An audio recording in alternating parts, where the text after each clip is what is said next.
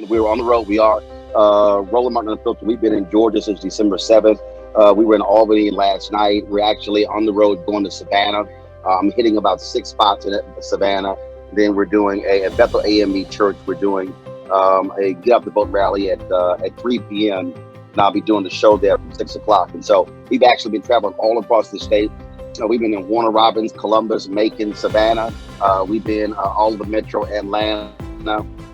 Albany twice. This is our second visit to Savannah, and really one of the reasons we've been hitting these places is because so much attention is focused on Metro Atlanta. It represents 60% of the population of the state, but we have to get our folks connected with our people who are in rural Georgia.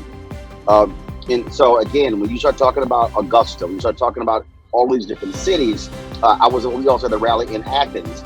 We need to get the numbers there up. Joe Biden won Georgia by less than 12,000 votes. There are 159 counties in Georgia, which means that he won this. The margin for him, his winning margin, was basically 75.5 votes per county. Just to give people understanding when you talk about why elections matter. There was a congressional race in Indiana that was just decided. The Republican won by 6 votes. In North Carolina, Sherry Beasley, the sister who was a state Supreme Court justice, she lost her election by 400 votes. And Sabrina Fulton, Trayvon Martin's mother, when she ran for Miami-Dade commissioner, she lost in the spring by 315 votes. So I need people to understand that when we say reach 5 or 10 people, literally, if 100 people reach 10 people, that represents 1,000 votes. That could easily decide the election. And so we must be completely vigilant. We can't assume. You got to let folks know. You got to push them. You got to prod them and there's somebody who's going to say, well, you know what? I ain't really feeling this. My community hasn't changed.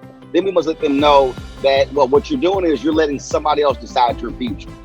Last point.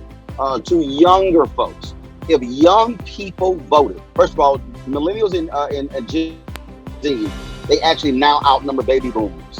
But guess what? Old folks vote. My parents are 73 years old. They work the polls. They are going to vote. You ain't got to call them. You ain't got to text them. You ain't got to write them. You ain't got to sweet talk them. You ain't got to put on a concert. Older folks don't vote. So we have to make it clear, especially to our younger members of Alpha, Phi Alpha, of AKA, Kappas, Omegas, all Divine Nine, and folks who are not in fraternities and sororities. I'm also talking about Sigma Pi Phi Boule. I'm also talking about the Masons as well, Eastern Stars. Our religion in hand. So you can't keep saying, I wish these old folks stopped deciding for us. Well, hell, if you don't vote, you let somebody else decide for you. And so we've got to let people know about issues and speak to them that way. And tell them, it's not about Democrat or Republican. It's about issues. It's about healthcare. It's about student loan debt. It's about all of these different things. That is what this election is all about.